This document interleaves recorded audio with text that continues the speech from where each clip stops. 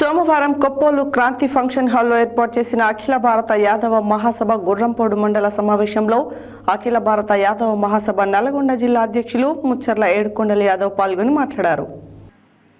సోమవారం కొప్పోలు క్రాంతి ఫంక్షన్ హాల్లో ఏర్పాటు చేసిన అఖిల భారత యాదవ మహాసభ గుర్రంపోడు మండల సమావేశంలో అఖిల భారత యాదవ మహాసభ నల్గొండ జిల్లా అధ్యక్షులు ముచ్చర్ల ఏడుకొండల యాదవ్ పాల్గొని మాట్లాడుతూ జనాభాలో అత్యధిక శాతం ఉన్న యాదవులు రాబోయే స్థానిక సంస్థల ఎన్నికల్లో ఆ తర్వాత వచ్చే పార్లమెంట్ అసెంబ్లీ ఎన్నికలలో అత్యధిక శాతం సీట్లు గెలుచుకునే విధంగా ప్రతి గ్రామంలోని యాదవులు కృషి చేయాలని అన్నారు.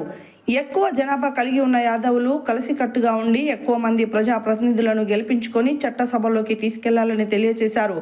ఈ కార్యక్రమంలో అఖిల భారత యాదవ మహాసభ రాష్ట్ర కార్యదర్శి లోడంగి గోవర్ధన్, సుధాకర్, ఎల్వి యాదవ్, గుర్రంపోడు మండల యాదవ సంఘం నాయకులు వజ్జ ధనుంజయ, జాల చిన్న సత్తయ్య, ఆవుల వెంకన్న, జాల మల్లేష్, జాల పెద్ద సత్తయ్య, ఆవుల వెంకన్న, కె వెంకటేశ్వర్లు, తగుళ్ల యాదయ్య, దోటి చంద్రయ్య, చంద్రమౌళి, జక్కుల భాస్కర్, సింగం ప్రవీణ్, పురుషోత్తం, వివిధ గ్రామాల యాదవులు తదితరులు పాల్గొన్నారు.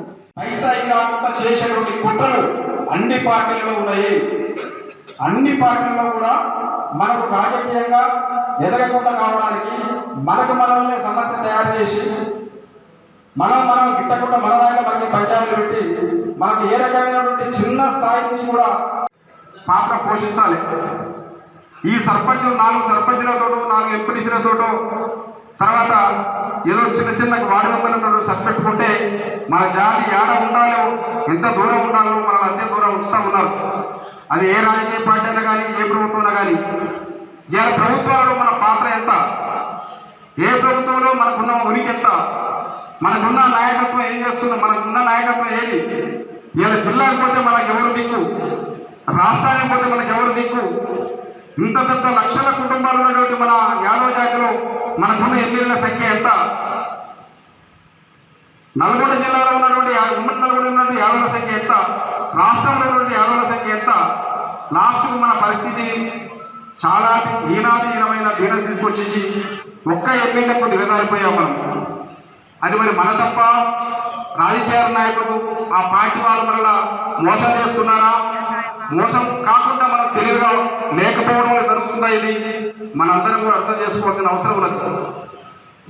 ఎవరైనా ఏ పార్టీ లీడరైనా ఏ ప్రభుత్వం ఉన్నటువంటి ఎవరైనా సరే మన పిలిచి పదవులు ఇవ్వరు. ఫలానానే యాదవ్ నువ్వు రాయానికి పదవి ఇస్తామని చెప్పి మనకి ఎవరు ఇవ్వరు. ఎక్కడనైతే బలంగా మనం ఉంటామో, మనమ్మడి క్యాడర్ ఉంటుందో, మనమ్మడి మన జాతి ఉంటుందో అప్పుడు మనకు కొంత గుర్తింపు ఇచ్చే అవకాశాలు ఉంటాయి. కానీ మనకి ఏది లేకుండా నేను తెలివికల్లోని నాకు అన్నీ తెలుసు, నాకు చాలా నిమ్మలంగానే బతుకుతున్నా, నా పిల్లలు హైదరాబాద్లో చదువుతూ ఉన్నారు, నాకు కారు ఉన్నది, తర్వాత యాక్టివ్ ఉన్నా, నన్ను అందరూ కావాలి. అది కాదు, అది మన సామాన్యమైనటువంటి అందరికి ఉన్నటువంటి ఇది కాదు. మనకున్నటువంటి చదువుకొని ఉన్నటువంటి వాళ్ళందరూ కూడా మన విజ్ఞతతో ఆలోచించాల్సిన అవసరాలు ఉన్నాయి. మనకున్న సాధక పథకాలేంది, మన జాతికి ఉన్న అనేక సామాజిక ఆర్థిక అనేక విషయాల మీద ఎంత వెనుకబడి ఉన్నాం. మన పొజిషన్ ఎక్కడ ఉన్నాం ఇప్పుడు, జిల్లా వ్యాప్తంగా రాష్ట్ర వ్యాప్తంగా ఉన్నటువంటి మన సమస్యలు ఏంటి, మన